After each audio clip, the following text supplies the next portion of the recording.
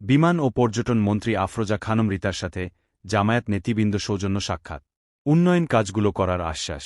সকলের সহযোগিতা কামনা।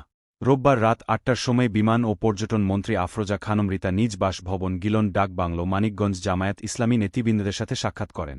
এর আগে জামায়াত নেতৃবৃন্দ সাবেক মন্ত্রী মরহুম হারুনুর রশিদ খান মুন্নু ও তাহার স্ত্রী হুরুন নাহার মুন্নুর কবর জিয়ারত করেন।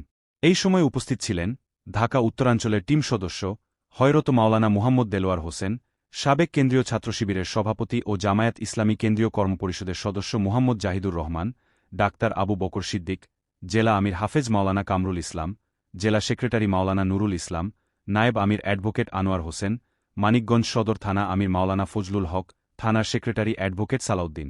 নেতৃবৃন্দ মন্ত্রী মহোদয়কে শুভেচ্ছা জানান এবং মানিকগঞ্জ উন্নয়ন জন্য কাজগুলো তুলে ধরেন, বিশেষ করে পাটুরিয়া ও আরিচাই ব্রিজ, পর্যটন কেন্দ্র এবং শিবালয় বোয়ালি বিলে এয়ারপোর্ট ও মানিকগঞ্জ বাস স্ট্যান্ড এ ফ্লাইওভার ব্রিজ করার জন্য পরামর্শ দেন।